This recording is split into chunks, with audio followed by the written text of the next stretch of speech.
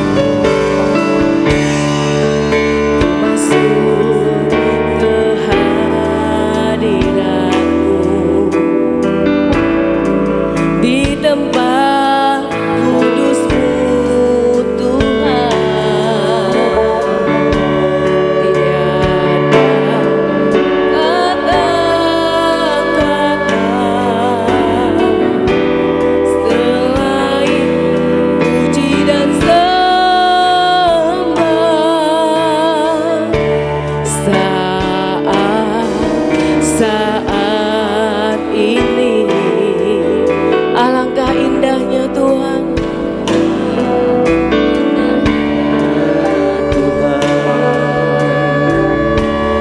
Bersamamu selalu memuji dan menyembah-Mu. Engkau Tuhan pujianku, Engkau Tuhan kemuliaanku, kekudusan-Mu penuhi tempat ini.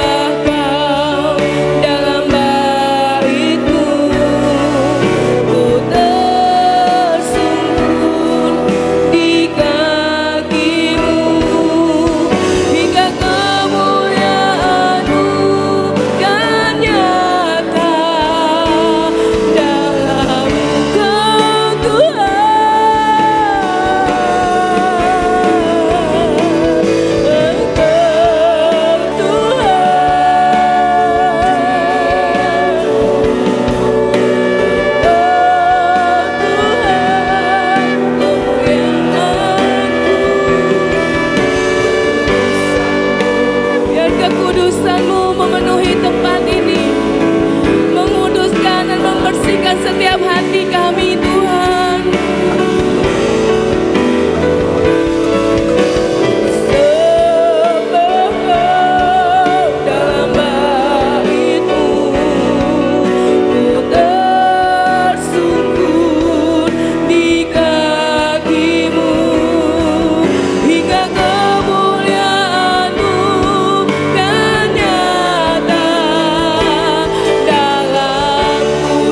Kemuliaan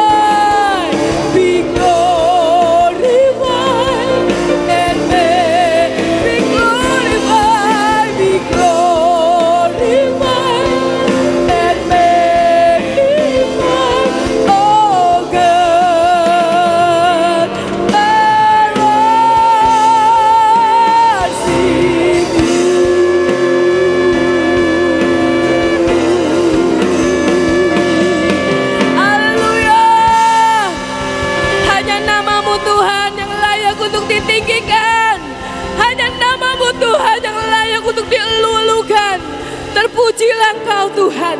Engkaulah Tuhan kami yang hebat. Engkaulah Tuhan kami yang dahsyat. Kami mau terus meninggikan Engkau Tuhan. Sebab Engkau layak untuk dipuji.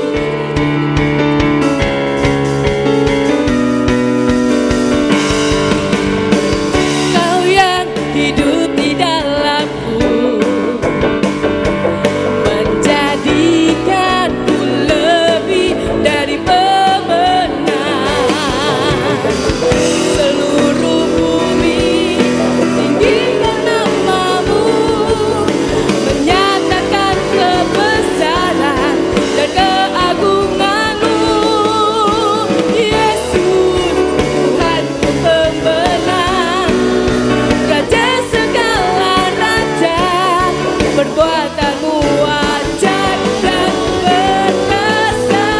Kaulah Tuhanku yang hebat, kuasa iblis dikalahkan, surga bumi bersorak.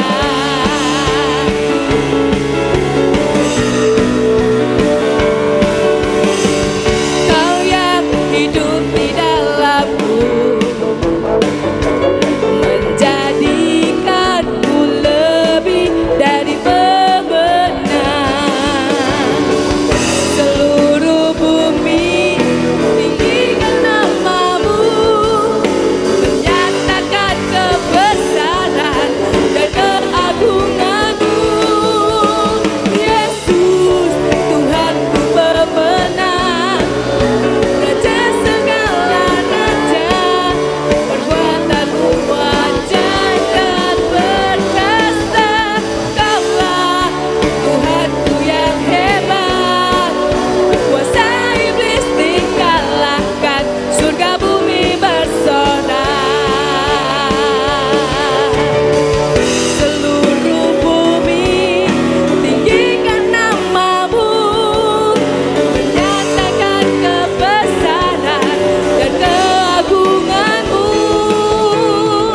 Seluruh bumi tinggikan namamu, menyatakan kebesaran dan keagunganmu. Yesus Tuhanku pemenang, Raja segala raja, perbuatanmu ajaib dan perkasa. Kaulah Tuhanku yang hebat, kuasa iblis dikalahkan, surga bumi bersorak. Yesus Tuhanku pemenang, Raja segala raja, perbuatanmu ajaib dan perkasa. Kaulah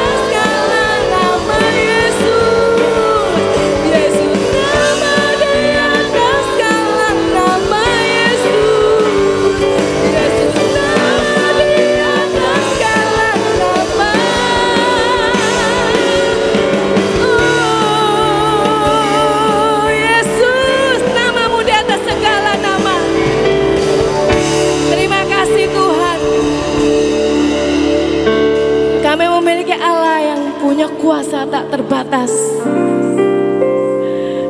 Engkau Allah yang dahsyat. Pertolonganmu tidak pernah terlambat Tuhan. Dan Engkau selalu tepat waktu.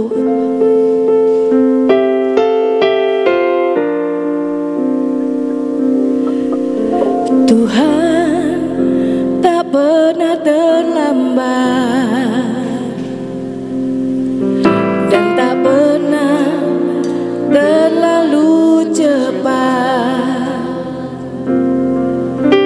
Tuhan selalu tepat waktu dan tak pernah Dia ikat janji. Kuasamu sungguh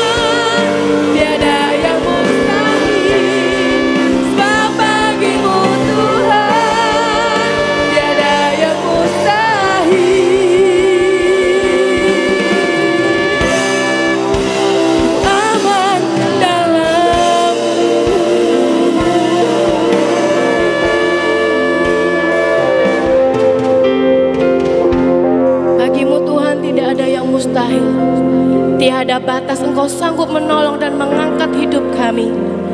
Dan kami aman di dalam tangan-Mu Tuhan. Terima kasih Tuhan. Mari kita berdoa. Bapa di dalam surga, Bapa yang kami kenal di dalam Tuhan Yesus Kristus, kami bersyukur Tuhan pagi ini kami boleh menaikkan pujian dan penyembahan. Dan kami tahu Tuhan inilah waktunya untuk kami merenungkan sebagian daripada firman-Mu. Teduhkan hati kami Tuhan, kuasai pikiran kami. Roh Kudus Engkau sendiri yang mengajar kami, supaya kami mengerti ada pewahyuan, pengertian dan hikmat yang Kau berikan buat kami. Supaya kami selaku anak-anak-Mu terus belajar bertumbuh lewat firman-Mu. Terima kasih Tuhan, berkati setiap kami untuk kami pulang dari tempat ini. Kami membawa sesuatu yang akan menolong kami untuk kami hidup lebih berkenan di hati-Mu. Di dalam nama Tuhan Yesus kami berdoa. Amin. Shalom saudara-saudara yang ada di tempat ini maupun yang mengikuti streaming. Kita bersyukur setiap pagi kita boleh berkesempatan untuk belajar dan merenungkan akan firman Tuhan. Saudara-saudara, saya rindu untuk kita sama-sama merenungkan tentang moment of commitment. Kita belajar beberapa waktu yang lalu tentang komitmen. Dan saya pikir semua sudah tahu tentang komitmen. Moment of commitment itu adalah saat penting seseorang memutuskan untuk mulai mengabdikan dirinya pada suatu tujuan tertentu. Dan ini tujuan tertentu itu tentu yang kita sudah komit, kita sudah janjikan gitu ya. Dengan upaya dan dedikasi untuk mempertahankan komitmen itu. Artinya begini ya, masa dimana saat kita sudah komit terhadap sesuatu ya. Tapi kemudian kita menghadapi dimana kita harus mengerjakan apa yang kita sudah komit itu. Nah seringkali kenyataannya kita tidak memenuhi komitmen kita. Atau mungkin kita udah bosen ya. Sekali, 2 kali, 3 kali dilakukan terjadi kemudian kita ngerasa lah orang lain gak lakukan itu juga gak apa-apa kok. Aku udah terlanjur itu komit tapi gak apa-apa lah. Kalau kemudian kita melupakan itu. Nah seringkali waktu-waktu itu yang kita lupa dengan apa yang kita sudah janjikan. Entah itu secara nyata banyak orang tahu atau di dalam hati. Nah seringkali kita tidak berpikir bahwa itu sesuatu yang perlu kita pertahankan. Karena mungkin di sekitar kita bukan orang-orang yang mendukung. Mungkin kita berkomitmen terhadap sesuatu yang ternyata khalayak ramai masyarakat, teman-teman itu tidak lakukan itu. Dan kita kemudian bosen. Nah udahlah ganti aja, gak usah kerjain. Nah moment of commitment itu masa titik di mana kita harus mempunyai sebuah pilihan. Untuk kita mengerjakan apa yang sudah kita janjikan atau yang sudah menjadi komitmen kita. Apakah kita akan mundur gitu. Nah saudara-saudara ada banyak hal saya percaya bahwa kita semua secara mungkin tidak terlalu menceritakan bahwa saya punya komit. Tapi seringkali kita gagal untuk memenuhi komitmen itu. Apalagi kalau sudah cerita janji ya. Saya ngelihat begitu banyak orang di sekitar saya. Mungkin juga saya juga pernah lakukan itu. Tapi saya berusaha untuk apa yang sudah saya komitkan, walaupun itu tidak lisan ngomong sama orang, tapi di dalam hati saya lakukan, saya akan belajar untuk melakukannya dengan setia. Nah, walaupun mungkin ya ada ketidaksetiaan sewaktu-waktu, tapi mari kita belajar. Masa-masa kita harus memutuskan membuat sebuah pilihan bahwa ini komitmen saya, jadi saya harus lakukan itu gitu. Nah, supaya kita tidak gagal. Saya hanya memberikan 2 contoh. Yang satu adalah cerita tentang Petrus. Petrus menyangkal Yesus. Kita akan baca dari Matius 26 ayat 31 sampai 33. Maka kata Yesus kepada mereka, malam ini kamu semua akan tergoncang imanmu karena aku. Sebab ada tertulis, aku akan membunuh gembala dan kawanan domba itu akan tercerai-berai.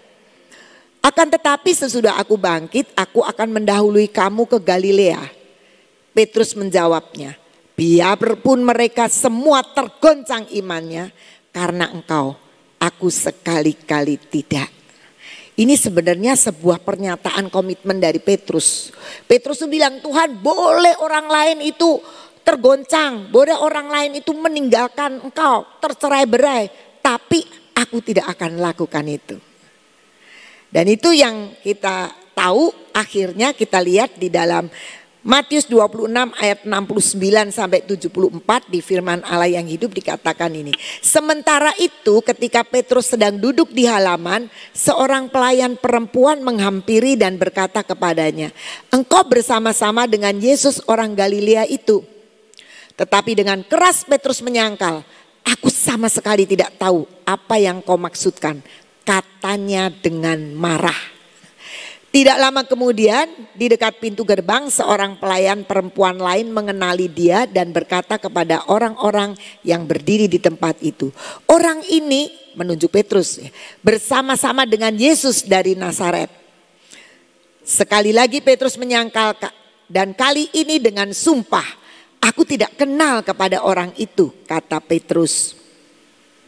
Tetapi tidak lama kemudian mereka menghampiri dia dan berkata, kami tahu engkau muridnya karena engkau mempunyai logat Galilea. Petrus ayat 74. Petrus mulai mengutuk dan menyumpah, kenal pun tidak aku kepada orang itu, katanya. Segera ayam pun berkokoklah.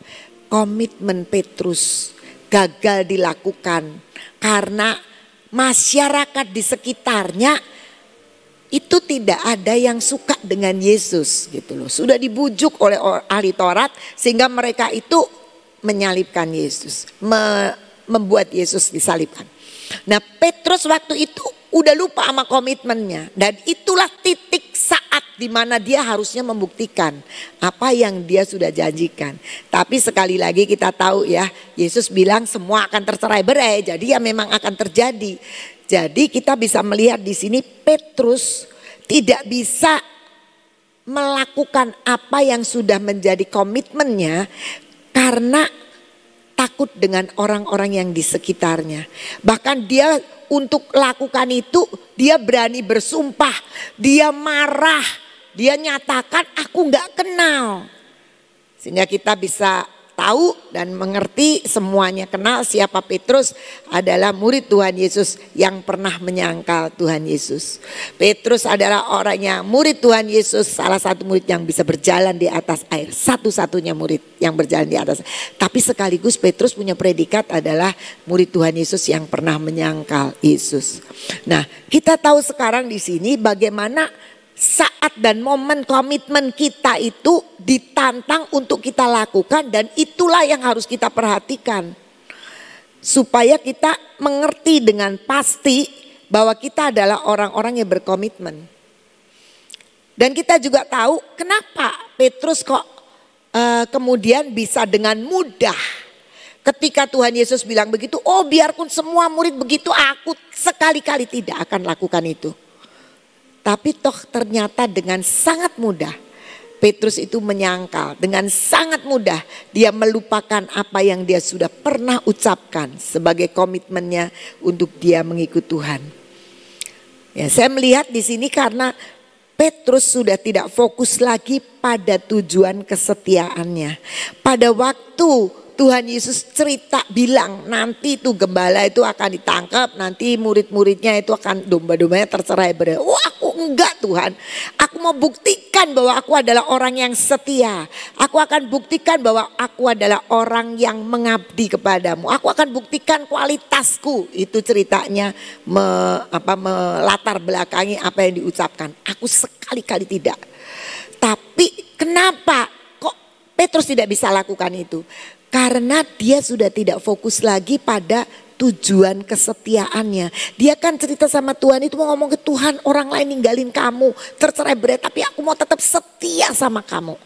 Dan kenyataannya ketakutan ketakutannya melebihi daripada keinginannya untuk setia. Kenapa? Udah gak dipikir lagi, gak usah setia-setiaan. Kenapa? Menakutkan orang di sekitar saya ini. Semua orang bilang salibkan dia, salibkan dia. Masa aku mau berbeda sendiri? Nanti aku bisa dirajah, aku bisa dipukulin. Dan itu yang membuat dia menjadi tidak setia. Ada banyak kita juga begitu, nggak bisa komit dengan apa yang sudah kita janjikan. Saya nggak kasih contoh yang jauh-jauh ya. Saya kasih contoh aja di GK ya. Yang tercatat jadi anggota GK itu banyak. Tapi nanti kalau lagi musimnya kita butuh itu ada waktu ya datang, nggak ada waktu ya nggak tahulah. Gitu. Saya tidak memaksakan karena di GK memang bukan sebuah karyawan. Saya nggak bisa paksa-paksain. Tapi ada orang-orang yang komit, yang sudah komit. Dia selalu datang, bahkan sebelum saya itu suka terlambat ngumumin ya. Terlambat ngumumin, oh kumpul apa kalau gitu ya. Saya tuh suka mepet-mepet gitu. Mereka udah tanya, kapan nih GK mulai ngerjain? Kapan nih gitu. Dan selalu begitu. Itu orang-orang yang komit. Mungkin dia akan ngatur waktunya supaya dia bisa lakukan. Nah banyak di antara kita seperti itu. Dulu pada waktu sekolah mau dibuat, Ibu Nani mengumumkan di sini. Siapa itu berbarengan dengan rumah singgah. Berbarengan dengan rumah singgah. Siapa yang mau jadi pengurus sekolah dan siapa mau jadi pengurus rumah singgah. Saya iri loh sebetulnya. Gak ada yang lamar jadi pengurus sekolah. Kayaknya menakutkan sekali kalau pengurus sekolah itu mesti kriterianya seperti apa. Gak ada. Tapi yang rumah singgah banyak sekali. Lah kok semua kok milihnya kok rumah singgah ya. Gak ada yang ngurusin sekolah. Makanya anggota pertama dari pengurus sekolah adalah suami saya sendiri. Saya bilang bantuin saya jadi pengurus sekolah. Ya sudah gitu. Dan itu susah banget untuk jadi cari pengurus sekolah. Diumumkan berulang-ulang, saya ngeliat kok ke rumah singgah banyak banget ya. Tapi kok ke sekolah gak ada. Datanglah dua ibu-ibu, Bu Syance sama Ibu Liana. Saya pernah kerja di sekolahan. Terus Ibu Liana, saya pernah jadi guru. Boleh gak saya jadi pengurus? Oh boleh sekali, welcome. Gak ada lagi yang lain. Sampai saya berdoa dan kalau gak ada yang diundang, gak ada yang mau datang, tunjuk aja. Nah, saya bilang sama Pak Gideon waktu itu, Pak Gideon bantuin saya ya di sekolah. Jawaban Pak Gideon begini, oke saya mau bantuin tapi saya tidak punya iman untuk sekolahan. Pakai imanmu ya, aku gandul. Lah wong minta dibantuin sayanya kok malah digandulin. Ya sudahlah gak apa-apa, yang penting ada. Nah akhirnya saya tahu ternyata Pak Gideon adalah orang yang komitmen dengan sekolah. Dan maaf saya sih tidak mengatakan jelekin orang ya. Di sekolah kami walaupun pengurus tuh tadi akhirnya ada beberapa tambah adalah sekian. Tapi ya juga tidak banyak komitmen. Yang komitmen ya cuma orang-orang tertentu aja gitu ya. Cuma rumah singgah. Kemana sekarang? Maaf saya harus ngomong. Kemana sekarang yang begitu banyak itu? Saya tidak mengatakan bahwa orang-orang itu nggak komitmen. Saya tidak tahu bagaimana memang rumah singgah itu punya program. Tapi sekolah juga sebenarnya bukan mulus-mulus banget ngurusin. Kita juga bukan orang-orang yang pinter-pinter. Tetapi saya mau katakan adalah terlalu banyak di sekeliling kita yang paling gampang bikin janji, bikin komitmen. Tapi saat moment of commitment itu dituntut, kita nggak mau. Aku lagi sibuk. Lah yo sibuk kok tadinya daftar gitu kan.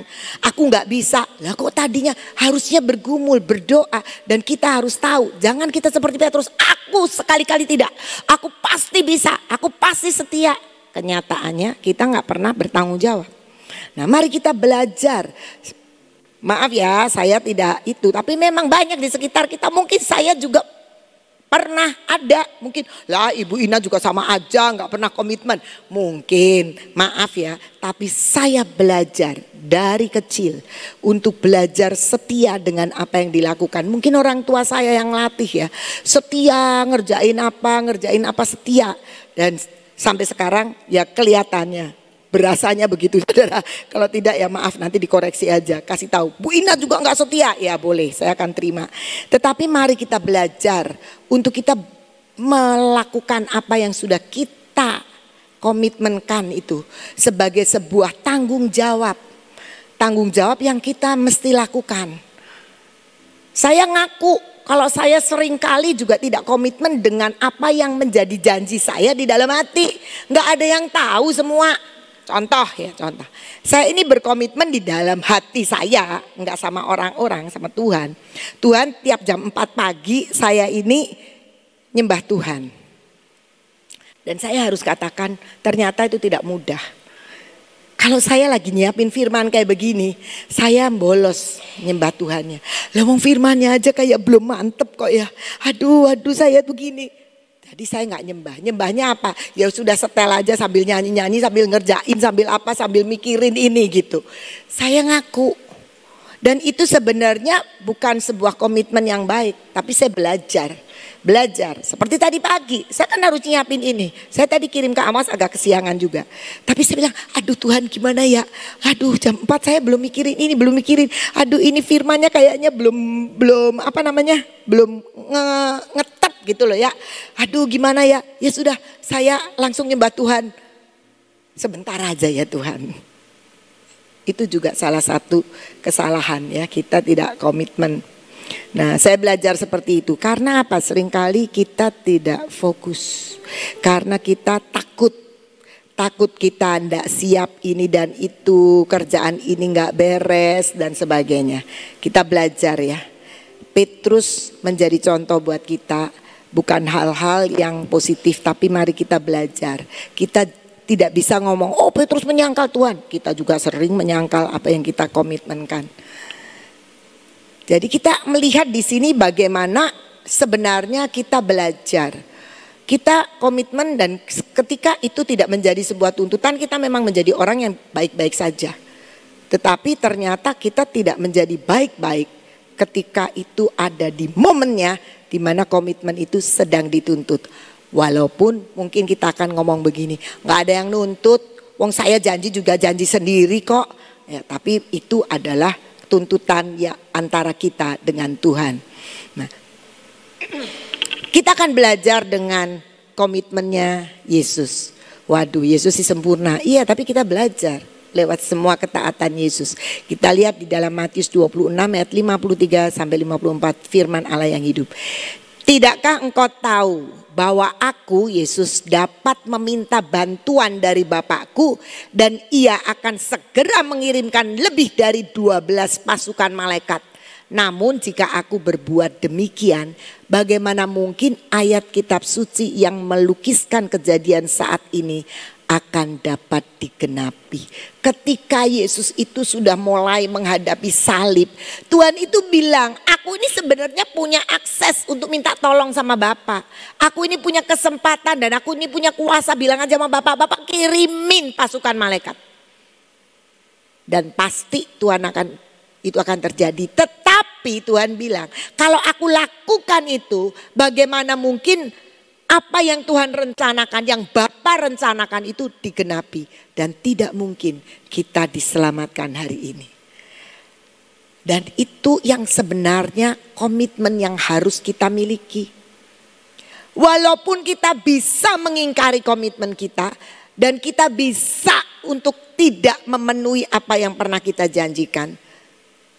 Tetapi kalau itu menjadikan gagal rencana Tuhan dalam hidup kita, yaitu kesetiaan kita, ketaatan kita. Enggak kok, enggak gagal, aku tetap kok bisa lakukan. Tapi kegagalannya adalah kita tidak setia dan kita tidak taat dengan apa yang sebenarnya kita sudah janjikan di depan Tuhan. Yesus itu punya akses untuk dia luput dari salib. Tapi dia bilang begini, kalau aku lakukan itu, maka rencana Bapa terkendala. Tuhan punya rencana atas kita baik semua. Membawa kita dalam sebuah pribadi yang berkarakter Kristus. Yang kita di mana kita adalah orang-orang yang setia, orang-orang yang taat, orang-orang yang punya penundukan diri, orang-orang yang penuh dengan kasih, orang yang penuh dengan segala macam yang ada di dalam Kristus. Tuhan inginkan itu ada dalam kita. Salah satunya adalah bagaimana kita setia dengan apa yang sudah kita komitmenkan. Saya percaya bukan cuma di rumah singgah, bukan cuma di sekolah, tapi juga masuk di divisi asyir, masuk di mana kalau lagi pembukaan, banyak sekali. Tapi nanti tiba-tiba ngelotok sendiri gitu. Mari kita belajar jadi orang-orang. Oh, sepertinya nggak apa-apa kok, nggak ada efek jeleknya kok saya kalau tidak komitmen. Itu berasanya saudara. Tapi saya merasakan sekali, sangat merasakan. Ketika nggak ada yang tahu, saya nggak nyembah. Itu ada sesuatu yang kemudian saya merasakan, aduh Tuhan, gimana ya kok kayaknya terhubung dengan Tuhan, pujian terhubung itu agak berbeda. Tapi ketika saya lakukan itu, saya mengalami hal-hal yang mungkin hanya pribadi saya yang tahu dengan Tuhan. Dan kalau kita lakukan, maka pasti kita sendiri dengan Tuhan yang kita tahu apa yang terjadi. Tuhan kita bukan Tuhan yang galak loh. Kamu janji jam 4 kan? Jadi kalau jam 4 awas ya. Kalau kamu gak nemuin aku jam 4 awas. Enggak. Saya belajar dari mana? Sekian waktu yang lalu saya pernah dapat firman waktu berdoa dengan Ibu Nani. Kamu bangun jam sekian untuk Tuhan mengajari kamu. Nah, satu hari saya mendampingi Ibu Nani pelayanan. Pelayanan yang kalau saya tahu kalau mendampingi Ibu Nani itu bukan pelayanan yang enteng loh, enak loh. Kadang-kadang sampai malam dan kita harus tidur. Nah, satu hari saya tuh suka begini. Emang saya tuh agak sedikit nakal. Tapi waktu saya masih lebih muda ya dari sekarang. Saya suka begini. Kan saya tahu Ibu Nani juga pasti dibangunin Tuhan malam kan. Jadi kalau saya sudah lonjor saya bilang gini ke Ibu Nani. Nanti kalau bangun saya juga dibangunin ya. Gitu. Kurang ajar ya. Saya yang mendampingi Ibu Nani tapi saya suka minta tolong begitu. Nah, satu hari saya bangun tuh kesiangan. Kesiangan saya kaget, loh kok saya tidak dibangunin, harusnya saya dibangunin kan sudah pesen kalau mau tidur gitu. Tapi Ibu Nani bilang begini, kamu tadi gak tak bangunin karena Tuhan bilang udah gak usah dibangunin karena dia terlalu lelah. Ketika itu omongan bukan menjadikan saya, oh saya seneng gitu. Ya senang sih, memang lelah. Tetapi yang saya lihat adalah Tuhan itu sangat-sangat baik. Dia bukan seorang hakim yang kalau kamu nggak lakukan gini janjinya saya hukum kamu. Kalau kamu begini enggak. Tuhan itu sangat-sangat baik. Dan dia itu sangat mengerti kita dengan segala kelemahan kita. Dari kalimat itu saja saya menangkap betapa baiknya Tuhan. Jadi kalau kita buat komitmen sama Tuhan, jangan takut kalau kita nanti menjadi orang yang terjerat dengan sebuah ikatan dengan Tuhan yang akan membelenggu kita dan menjadikan kita tuh sengsara. Tidak sama sekali. Saya tahu bahwa kalau kita berani berkomitmen terhadap Tuhan, itu Tuhan itu sangat mengerti dan dia akan menilai dengan satu added value ya terhadap diri kita. Dia bukan Allah yang otoriter. Dia punya kedaulatan penuh memang iya. Tapi dia bukan otoriter. Harus begini. Tanpa tanpa mau ngerti kita. Dia sangat mengerti. Banyak orang sering takut janji sama Tuhan. Padahal kok janji sama Tuhan, kalau itu memang ada di dalam rencana Tuhan, pasti dia akan menolong kita menjadi orang yang dimampukan untuk memenuhi setiap komitmen kita. Gak usah takut. Saya percaya saudara-saudara, di antara kita pasti ada tuntutan-tuntutan untuk kita berkomitmen. Tapi saya yakin Tuhan tidak ingin menyengsarakan kita. Tapi dia ingin melatih kita untuk kita menjadi orang-orang yang melihat hal-hal yang Tuhan ingin kerjakan. Kita sekarang di sini ini kalau saya melihat ya, ada orang-orang yang memang tanpa disuruh kan. Bapak Ibu di sini kan punya komitmen sendiri untuk ikut PW. Nggak ada. Ibu Nani bilang, kamu harus PW ya. tiap pagi harus PWA? Enggak ada. Dan kita punya tempat duduk masing-masing juga enggak ada yang bilang kamu duduk di situ, enggak ada. Tiang itu Pak Cece ada di situ. Kecuali lagi ada event-event diperebutkan sama orang luar kota ya. Sama, saya juga singgasananya sudah tertentu. Semua dicari itu gampang. Apakah karena kita itu dituntut? Enggak. Tapi kita itu tanpa sadar kita belajar untuk berkomitmen dengan Tuhan. Dan akan terbukti setia itu bukan karena dilihat orang, tapi karena apa yang sedang dilakukan di depan Tuhan dan Tuhan sendiri. Yang akan bilang, hai hambaku yang baik dan setia, bukan temennya yang ngomong.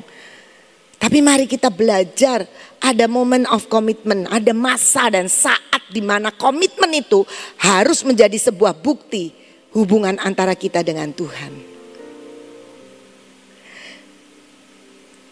Tuhan itu enggak pernah enggak pernah memberikan kepada kita beban di luar kemampuan kita atau beban yang akan menyengsarakan kita, enggak. Tapi ketika kita bisa melakukannya, mari lakukan kita semua dengan sukacita. Saya memberi contoh bukan karena saya lebih baik ya, cuma saya belajar untuk setia. Saya tidak tahu enggak ada yang nunjuk saya untuk ngisi humidifier, itu sepele. Saya nggak ngerti siapa yang nunjuk kok tiba-tiba saya terus yang tiap pagi ya dari sejak pandemi. Nggak ada yang nunjuk, Ibu Nani juga nggak nunjuk, nggak minta. Tiba-tiba itu saya lakukan dari sejak kita di pandemi kan kita PW-nya di sini ditutup di upper room. Nggak tahu gitu, terus minyak itu karena minyaknya suka ditaruh-taruh. Dan kalau saya datang pagi minyaknya ada di mana, oilnya itu nggak di mana nggak jelas. Jadi saya itu orangnya suka gemes gitu. Aduh, sekali ini ditaruh di sini, besok taruh di sini. Udahlah kantongin aja sama saya, masukin ke dompet. Jadilah saya menjadi orang pemegang humidifier. Tapi saya itu ada hari-hari tertentu di mana saya harus devotion di sekolahan. Dan 6:30 persis harus sudah mulai devotion di sekolahan. Artinya kalau saya datang biasanya saya 6:30, 6:30 kurang 5 nyampe sini ngisi humidifier. Saya nggak keburu. Jadi untuk hari-hari tertentu saya harus lebih pagi berangkatnya dari rumah. Untuk apa? Lari-lari ngisi humidifier, udah itu jalan lari lagi ke terbang 1. Kalau terbang 2 mah deket ya, ke terbang 1 gitu. Siapa yang nyuruh? Gak ada. Kenapa saya lakukan? Ya seneng aja saya lakukan sebagai sebuah komitmen tanpa perjanjian yang jelas. Gitu. Apakah itu kemudian mengikat saya untuk saya tidak bisa kemana-mana? Enggak juga. Kalau saya lagi satu ketika ke Jakarta, ya saya bilang, Lan, tolong kamu yang ngisi. Terkadang juga saya datangnya kesiangan. Saya kalau datang jam 6:30 kurang 5 menit, saya parkir mobil, saya udah nggak keburu naik ke atas ngisi dan sebagainya. Saya titip aja sama Komeng, Meng, ini titip, kasihkan Ibu Guatlan, suruh dia yang ngisi. Saya langsung lari ke terbang 1. Enggak kok, enggak tersiksa. Saya tahu. Bapak Ibu nggak ada yang tahu kan itu siapa yang ngisi? Enggak perlu tahu. Tapi ini cuma saya kasih contoh aja. Saya kasih contoh bagaimana terkadang kita itu bisa berkomitmen dan Tuhan itu, tapi itu menjadi satu komitmen saya pribadi dengan Tuhan ya. Tapi itu tidak menyiksa kita. Tuhan itu sangat ngerti gitu. Dan jangan menjadi orang yang kita tidak berani komitmen. Padahal kita sebenarnya orang-orang yang sering membuat komitmen. Bapak Ibu menikah, itu kan punya komitmen. Ya berani janji kan. Jadi kita berani janji menikah. Apakah suami atau istri kita itu bisa pasti membahagiakan kita? Enggak. Waktu saya menikah dengan suami saya dibawa ke Cirebon. Apakah suami saya bilang jamin di Cirebon pasti enak? Saya justru berpikir, aduh di Cirebon saya kayak apa ya? Kota kecil, saya mau ngapain? Saya tinggalkan pekerjaan dan sebagainya. Teman saya aja ngomong, bos saya aja waktu saya pindah ngomong begini, kamu sekolah tinggi-tinggi akhirnya baliknya ke desa. Gitu. Tapi saya bersyukur. Satu hari saya punya teman, persekutuan dulu di kampus, dia datang ke saya, dia mau bilang sama saya, mau ninjau saya, betapa iman saya ini pasti luntur nih di Cirebon. Wah, di sana kan persekutuan kampus, persekutuan gereja, itu kan hebat gitu loh perasaan. Dia datang waktu ngobrol sama saya dan suami saya, tiba-tiba dia bilang gini, kayaknya lebih bahagia kamu ya di sini tuh. Kamu imanmu itu bisa lebih bertumbuh, ternyata lebih gampang ketemu. Kalau di sana susah kalau sudah kerja. Dan mereka mau bikin persekutuan, ketemu jam 8 aja gak bisa terjadi. Karena pulang kantor sampai rumah aja udah jam 8, setengah 9. Mari kita belajar ngikuti Tuhan kita. Dan jangan takut dengan apa yang harus kita lakukan dengan komitmen. Nah, saya ingin untuk kita belajar kunci untuk kita bisa berkomitmen dengan Tuhan. Filipi 2 ayat 5-11. Aku mengucap syukur kepada Allahku karena persekutuanmu dalam berita Injil. Ini terjemahan apa ya? Yang biasa aja.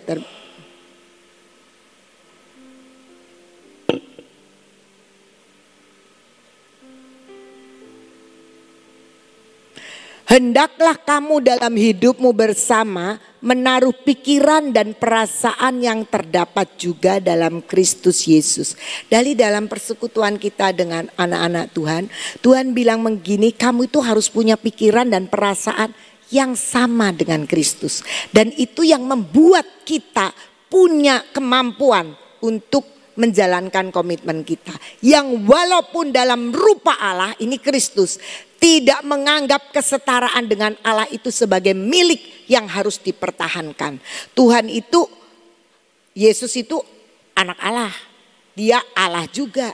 Dia punya kuasa yang tidak terbatas. Tetapi dia mau tidak mempertahankan rupa Allah itu, tetapi menjadi manusia sama seperti kita. Dan tidak mempertahankan gengsi, tidak mempertahankan status kita. Mungkin status kita adalah pimpinan, status kita adalah direktur, status kita adalah bos gede gitu ya. Tapi kita mau komitmen, kita belajar bisa menanggalkan itu semua. Dan dikatakan apa? Yang walaupun dalam rupa Allah tidak menganggap kesetaraan dengan Allah itu sebagai milik yang harus dipertahankan. Seringkali kita punya milik, punya waktu, punya kerjaan itu yang kita pertahankan keras-keras sehingga kita tidak berani berkomitmen dengan Tuhan. Melainkan telah mengosongkan dirinya sendiri dan mengambil rupa seorang hamba dan menjadi sama dengan manusia. Lanjut, dan dalam keadaan sebagai manusia ia telah merendahkan dirinya dan taat sampai mati, bahkan sampai mati di kayu salib. Itulah sebabnya Allah sangat meninggikan dia dan mengaruniakan kepadanya nama di atas segala nama, supaya dalam Yesus bertekuk lutut segala yang ada di langit dan yang ada di atas bumi dan yang ada di bawah bumi. Dan segala lidah mengaku Yesus Kristus adalah Tuhan bagi kemuliaan Allah Bapa. Jadi kita bisa melihat di sini yang pertama, bagaimana kita menjadi orang yang bisa mengerti komitmen kita dan menghargai setiap komitmen adalah awalnya pikiran dan perasaan kita harus selaras dengan pikiran dan perasaan Kristus. Bagaimana caranya? Ya bagaimana kita mengenal Kristus, lewat apa? Lewat Alkitab, lewat perenungan firman, kita mengenal siapa Kristus. Kita melakukan dan membangun sebuah keintiman dengan Tuhan sehingga kita tahu pikiran. Bagaimana saya tahu pikiran dan perasaan teman saya, suami saya, orang lain. Kalau saya tidak pernah bergaul dengan dia. Kalau saya bergaul saya jadi ngerti. Oh, dia tuh punya pikiran seperti ini. Oh, perasaannya dia itu terhadap sesuatu seperti ini. Kalau kita bergaul. Dan yang kedua, rela mengosongkan diri dari milik kita dan diganti dengan hati hamba. Kita tidak mempertahankan, saya tidak bisa lakukan karena saya bos gede. Saya nggak bisa lakukan karena saya kan orang yang sudah levelnya tinggi. Saya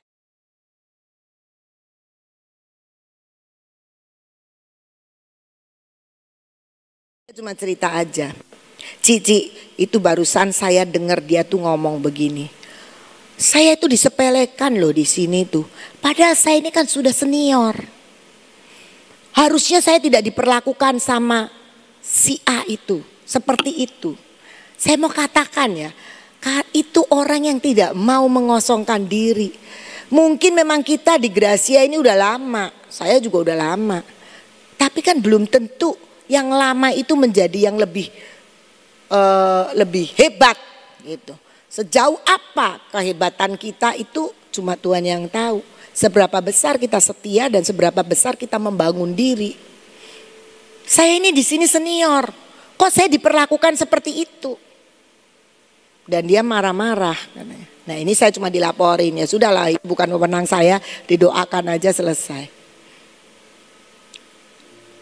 Nah, kita harus rela mengosongkan diri karena Yesus mengosongkan diri dan memiliki hati hamba. Bahkan dia pernah menyuci kaki murid-muridnya. Siapa kita sih berani mempertahankan apa yang ada pada kita? Karena semua yang ada pada kita itu juga adalah karunia Tuhan. Dan selanjutnya bagaimana kita harus bisa berkomitmen hidup dalam ketaatan terhadap rencana Allah.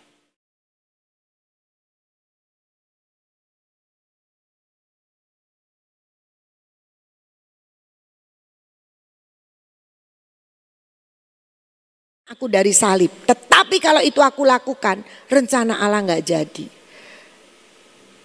Jadi itulah ketaatan Tuhan. Dan mari kita belajar untuk taat. Ada begitu banyak hal-hal yang bisa kita taat. Saya juga belajar untuk taat. Walaupun kadang-kadang, loh kok begitu ya? Kok begitu ya? Nggak apa-apa saudara. Belajar nurut aja dulu. Nanti selanjutnya kalau itu memang harus dilakukan ya dilakukan.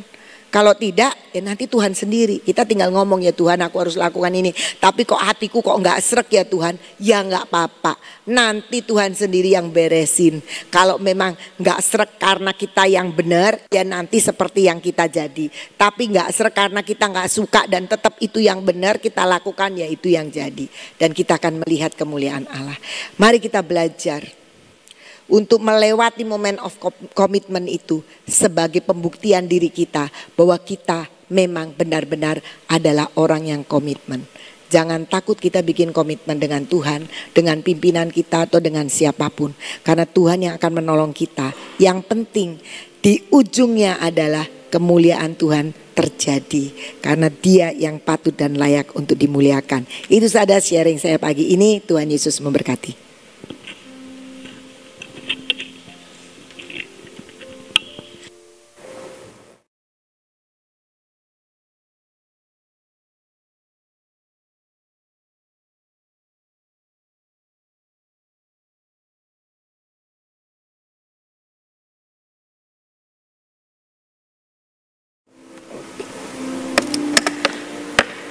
Saudara, tentang komitmen ini memang sesuatu hal yang hanya pertolongan Roh Kudus ya.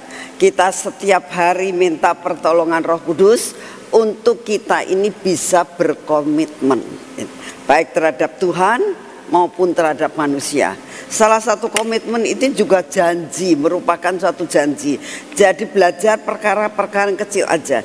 Jadi belajar kalau janji sama orang, belajar untuk tepat gitu ya. Jadi kalau sudah janji ya harus tepatin ya, ini salah satu yang dinamakan komitmen yang kecil aja. Janji terhadap anak kecil juga, janji terhadap cucu kita, terhadap anak kita ya. Belajar kalau janji berkomitmen ya itu belajar untuk menepati. Ini salah satu belajar dalam kehidupan kita untuk belajar hari demi hari.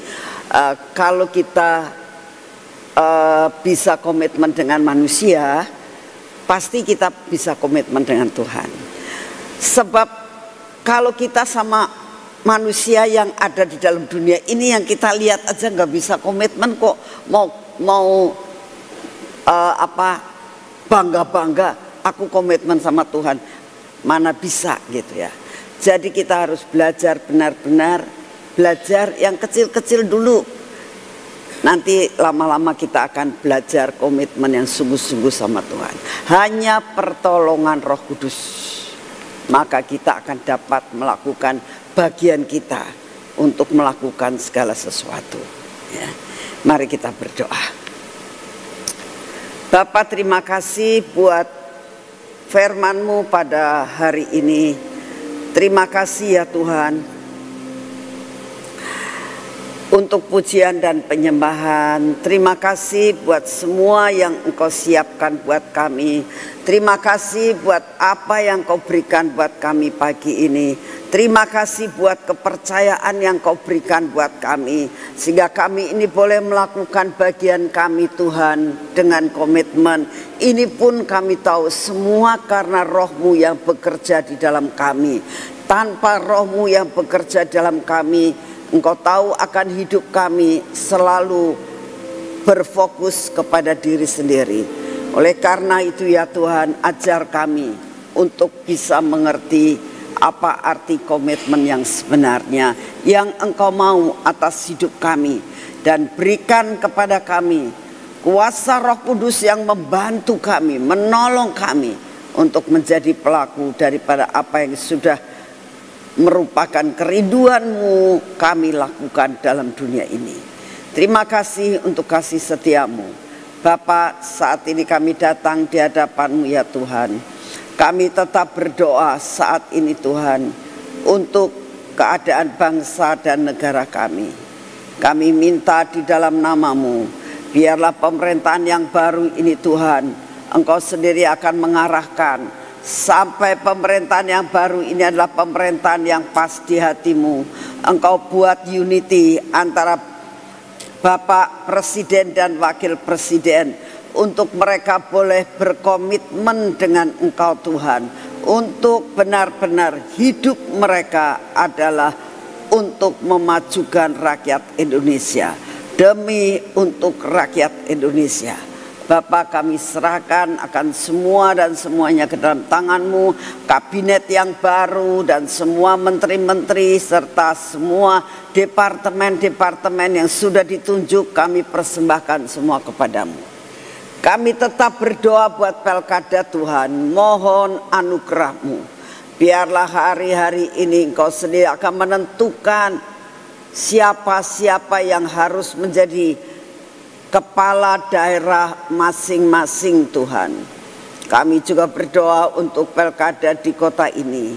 Engkau pilihkan seorang pemimpin yang berkenan di hati-Mu, pemimpin yang punya hikmat yang daripada-Mu, pemimpin yang memajukan akan kota ini Tuhan.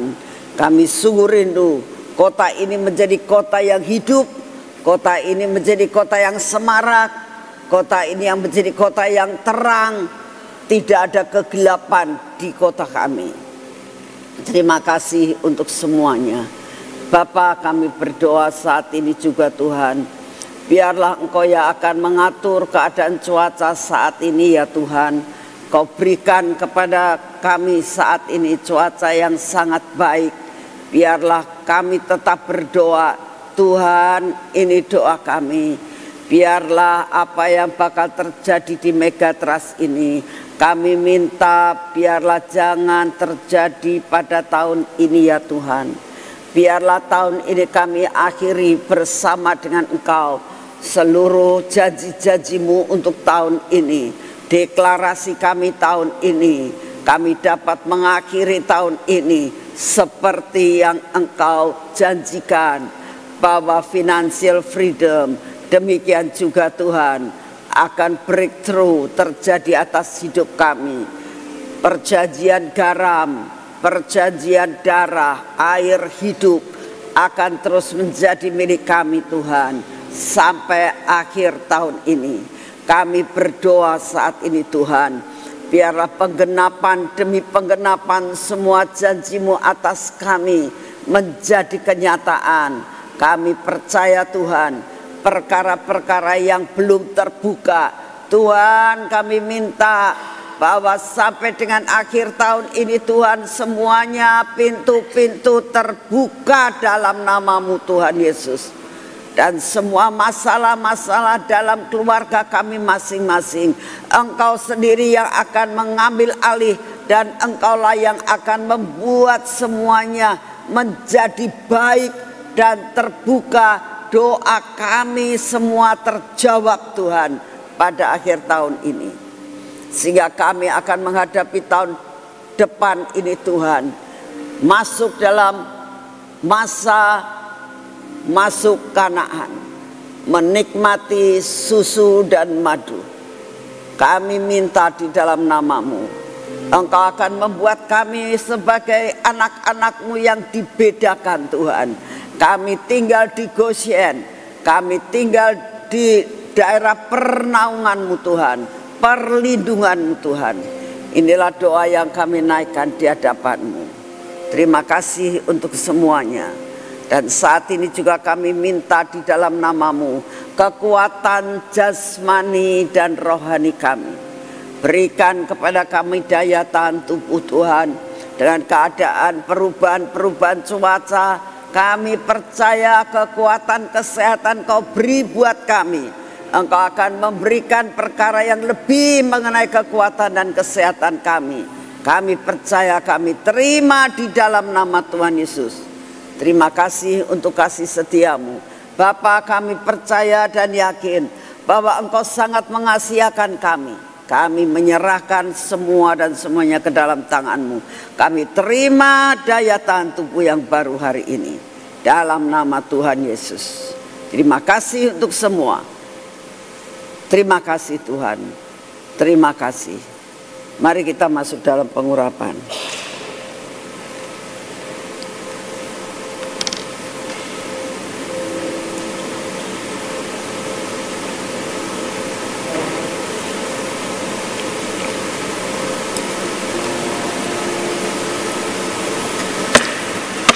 Dalam nama Tuhan Yesus, kami mengucap syukur Tuhan. Setiap hari mata kami melihat keajaiban-Mu. Setiap hari kami begitu memakai akan minyak ini, kami tahu ini keajaiban-Mu. Ini supranatural. Karena sesuatu yang tidak ada menjadi ada. Dan mata kami melihat bahwa ini minyak yang ada pada hidup kami ini adalah berasal dari surga.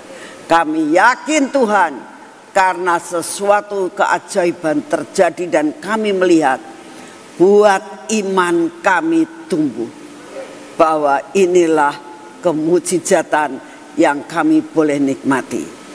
Dengan kami oleskan ini dalam hidup kami, mujizat supranatural terjadi dalam hidup kami. Dalam nama Tuhan Yesus, biarlah kemujizatan, perkara-perkara supranatural terus terjadi dalam hidup kami hari ini ya Tuhan. Terus terjadi pada mata kami, pada telinga kami ya Tuhan. Biarlah telinga kami hanya mendengar akan perkara-perkara yang baik yang dasarnya daripada-Mu. Biarlah bibir mulut kami juga terus mengucapkan bahwa Engkau baik, Engkau luar biasa, Engkau Bapa dari segala-galanya, termasuk Engkau Bapa kami yang hidup. Tuhan, biarlah hati kami ini Engkau pegang Tuhan sampai sepanjang hari ini. Damai sejahtera-Mu terus ada dalam hidup dan dalam hati kami. Demikian juga Tuhan, semua yang tidak baik Engkau kikis habis dalam hidup kami. Ajar kami ya Tuhan, untuk kami ini rela untuk Kau didik, untuk menjadi lebih baik lagi. Dalam nama Tuhan Yesus. Ini minyak supranatural Tuhan. Kami oleskan pada tangan kami Tuhan. Biarlah apa yang kami kerjakan, kami akan mengerjakannya. Dan supranatural menjadi milik kami. Kami juga menyerahkan kaki kami. Biarlah kaki kami berjalan dalam kehidupan kami. Hidup dalam kemujizatan. Perjalanan kami hari ini selalu diliputi oleh kemujizatan yang daripada-Mu. Terima kasih Bapa, terima kasih Tuhan Yesus, terima kasih Tuhan Roh Kudus. Kami jalan bersama-Mu Tuhan hari ini. dan kami akan mengalami perkara-perkara yang ajaib. Dalam nama Tuhan Yesus. Amin. Tuhan memberkati saudara semuanya. Selamat pagi.